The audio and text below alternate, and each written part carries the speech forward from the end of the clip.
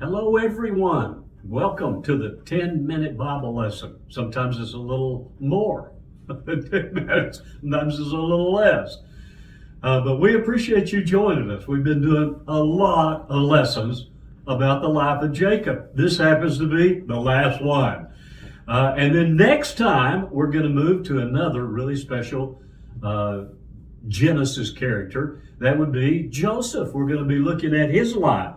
But today we're going to be seeing where Jacob meets Esau. Yes, finally he meets him face to face. So it's understandable that Jacob's been afraid, because the last time he saw him, his brother was going to kill him. So he was afraid that he was going to hurt him. He's going to hurt his family and all of that.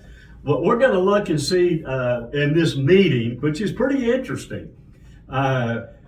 We're going to see what Jacob does, and we're going to see what Esau does. Well, let's start off with Jacob, and that's in Genesis 33, verse 3. We're going to skip over verses 1 and 2. You can read those if you want to. It says, "Then he crossed over before them and bowed himself to the ground 7 times until he came near to his brother." So Jacob he can see that his brother is coming. He can visibly see him coming. And so what he does, he takes his wives and his handmaids and his children, and he puts them on the other side of the brook, and then he crosses over to the other side, and now he's there by himself, and he's approaching his brother, and what does he do? He bows himself down.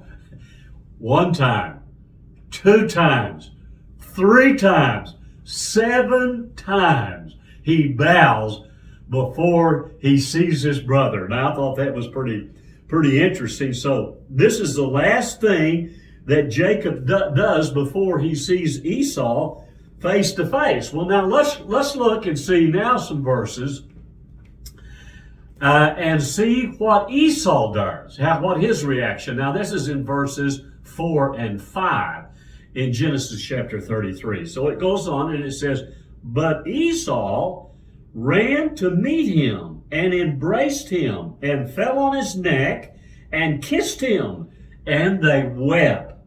And he lifted his eyes, and he saw the women and children, and said," that is, he said to Jacob, "Who are these with you?"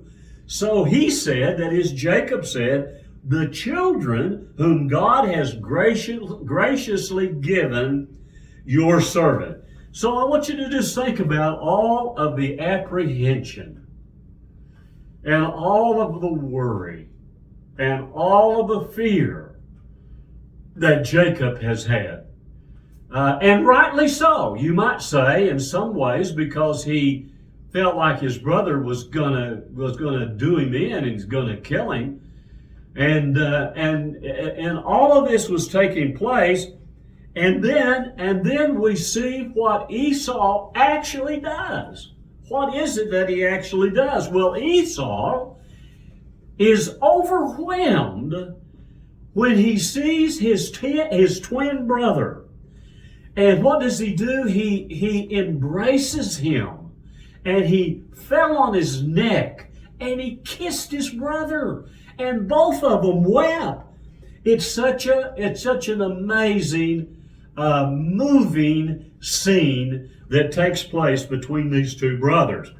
And but listen, they had been separated for 21 years at least, and a lot can happen in 21 years.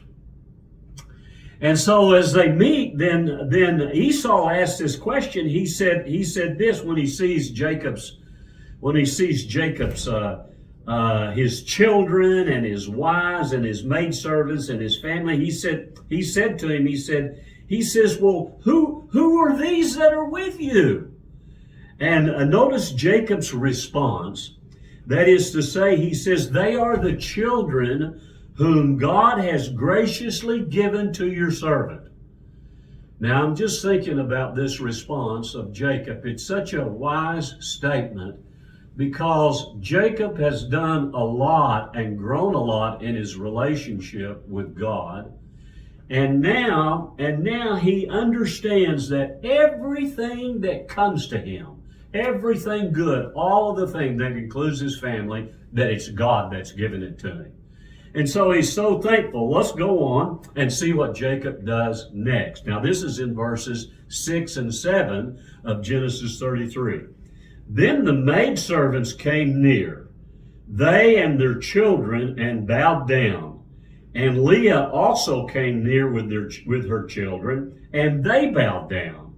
And afterward Joseph and Rachel came near, and they bowed down. Wow, I love this. Jacob's humility. He's a humble guy. Remember, he bowed 7 times, and now the humility of all of his family. And they all bowed before Esau. Now, you have to understand that Esau is a great man. In fact, he's a prince, and you can read about his lineage and his genealogy and his family and his sons. His sons, all of his sons were princes. So Esau is a great man, and I'm sure he's a wealthy man. But you have to understand that Jacob is so relieved from all of this.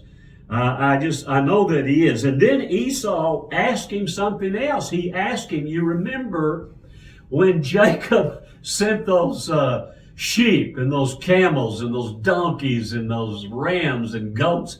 And so Esau asked him about all of that stuff. And here's what he said in verse 8, that is in Genesis 33:8. Then Esau said, what do you mean by all of this company which I met? And he said, these are to find favor in the sight of my Lord. But Esau said, I have enough, my brother. Keep what you have for yourself. So what did you think that Jacob would do? Jacob insisted that Esau keep all of that. In fact, he says to his brother, if I have really found favor in your eyes, then please accept this gift from me. And I think he just kind of insisted, and Esau, he did all of that. He accepted all of that. So I think that's really important. And then Jacob says this. He says to his brother, inasmuch as I have seen your face, as though I have seen the face of God, and you were pleased with me. And this is so amazing. It really meant a lot to Jacob. Those things didn't mean anything to Jacob. What really meant was that the relationship with his brother had been restored. And God did all of that. And that Esau greeted him so favorably. And I think this is the main point about this. Even though, Jacob, even though he's like us, even though God had promised him he was going to bring him back, he was going to give him all the land. He was going to make all of his children grow, and he'd have as the stars of heaven. Even all of that, he really felt and thought that his brother was going to wipe them all out. And then you have to say that was a little bit of weak faith, that he didn't believe God. He should have trusted God, because God turned that situation around, where instead of his brother wanting to kill him, his brother kissed him and hugged him and embraced him and loved him. God did that. And so it kind of makes me think of all of the worries and the concerns that we have. If we would just somehow trust the Lord a little more, then maybe we wouldn't be so fretful and so apprehensive and have so much anxiety. Listen, that's all we've got today about Jacob. Now, we want you to join us next time, if you would, and we'll be beginning the life of Jacob's son Joseph. So we hope you have a really good week. Until then, Lord bless you.